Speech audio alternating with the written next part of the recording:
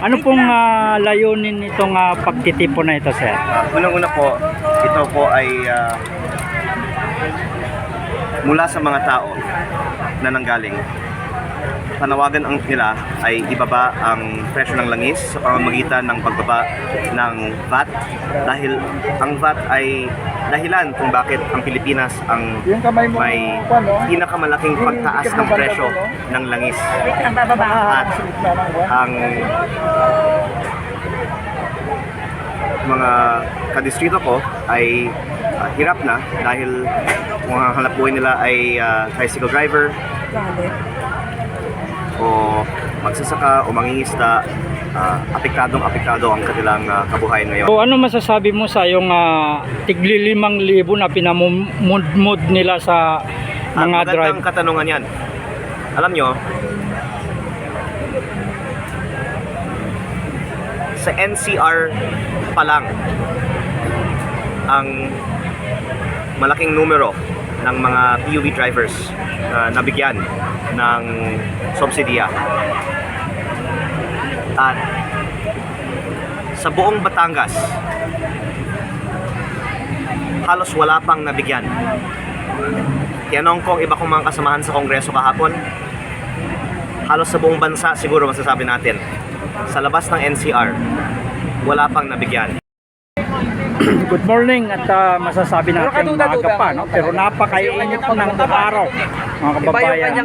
Nandito tayo sa may liwasang Bonifacio kung saan at ngayon lang po tayo nagbibigay ako ng mga update na kaganapan dito at ipapakita ko yung ganap dito at yung mga karatula na kanilang mga inahing itong ating mga kababayan na ito at titingnan ko, ipapakita ko sa inyo yung kanilang mga hinahing na nakasulat dito sa kanilang mga karatula. So ayan at mag-umpisa tayo, no? Ayan, nakikita po ninyo nakasulat dito, tunay na kalayaan pag ano ba yan? Paganggo nasa kahirapan. Ayan, kita po ninyo na talagang kaya nilang pagbabahin. Ngayon, hindi ang natutukan nila ngayon. Ito ngayon yung ating mga kababayan na ang kanilang mga karatula, no? Ang lupang hinirang naging lupang pahihirapan. Ayan, nakalagay diyan, no? Mahal yung bayan, magkaisa tayo sa pagbabago, no? Ayan. So maya-maya, no, nagtanong tayo sa ating mga kasamahan na nandito na. Kaya wala si Congressman Libiste, no? So babalik daw at magkakaroon siya ng program, no? At sana nga, no, ay makapanayam natin dahil sa nakikita natin sitwasyon dito, no, ay desidido na itong ating mga kababayan, itong taong bayan, no, talagang hindi na makapagpigil sa kanilang hinaing, no. Ayan. So meron tayong nakuhang impormasyon na itong grupo na ito ay kagabi pa dumating dito. At subukan natin kung meron na magpapa-unlock sa atin mamaya na tanong-tanong, no? Meron tayong mga konting katanungan pero mas maigi na si Congressman mismo yung ating makausap, no, para maliwanagan, no, para sa ating mga kababayan din. Ayan. Pero so far tahimik naman itong pagditipon-tipon na ito. Ayan, nakikita po ninyo.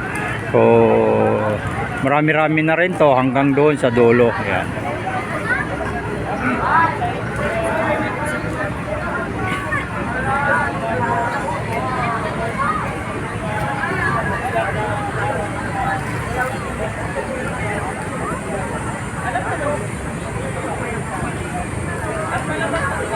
So ito, mayroon din nakahiga dito. Kailan pa, ayan. Kailan pa ang pagbabago ng sistema sa gobyerno? Ayan, nakasulat diyan mga kababayan. So,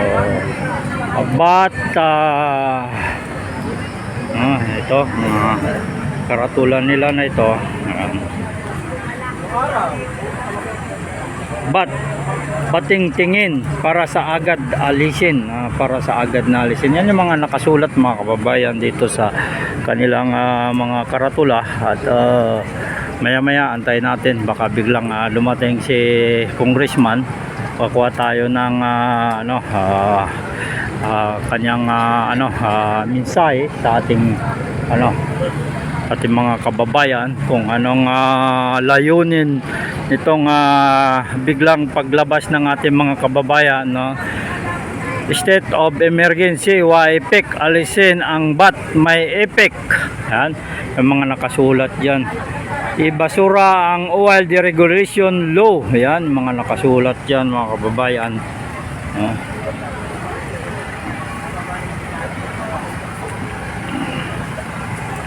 Ibasura ang oil deregulation law. Ayan, mga kasulat dyan. So, yan.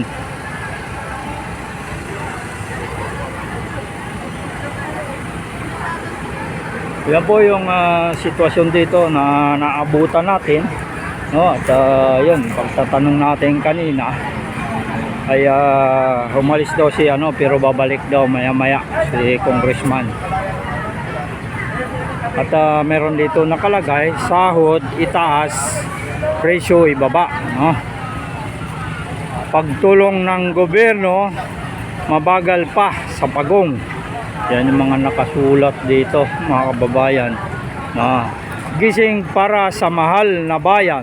Ayan.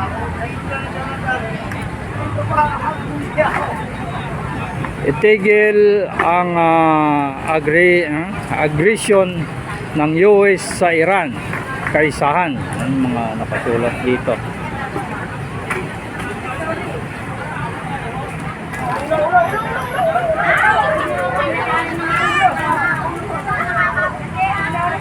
Commercial fishing salot sa mangingisda.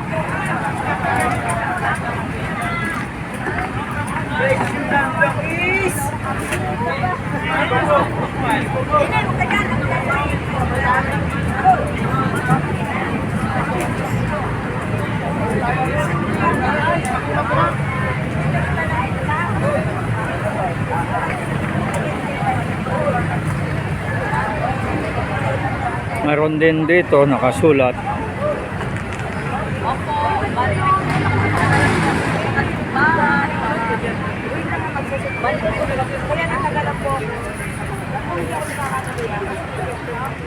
yan. So nakalagay dito, isulong dagdag pasahe sa transportasyon, bating tingin para agad alisin. Yan, nakasulat dyan mga kababayan. At pagbasura ng bat, kaluwagan ng bulsa. Ibasura ang excise tax. Yan.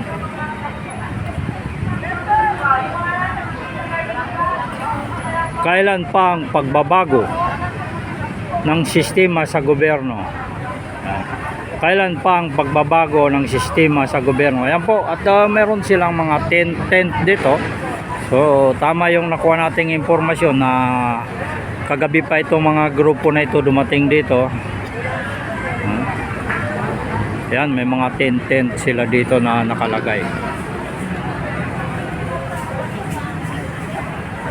So yan po yung kaganapan dito, at mag-aantabayin tayo habang dito, at mag-o-observe tayo, at abangan natin yung pagdating ni Congressman Libiste, no, kung dumating man siya ngayon.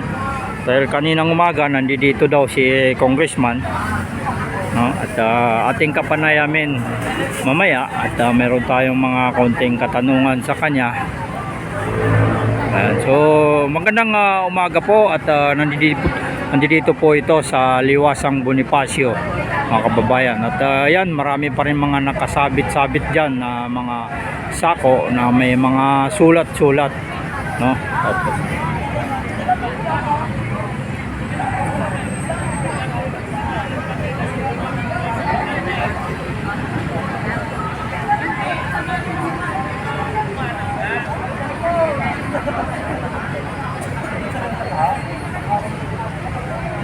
So ano rin, pakiramdaman rin natin kung lalong dadami itong mga tao dito. Kasi marami pa tayo nakikita na dumarating, no? So meron na ring mga mainstream media na nakikita natin na dumarating. Kung kailan, no? Kung tuloy-tuloy ba itong pagtitipon na ito.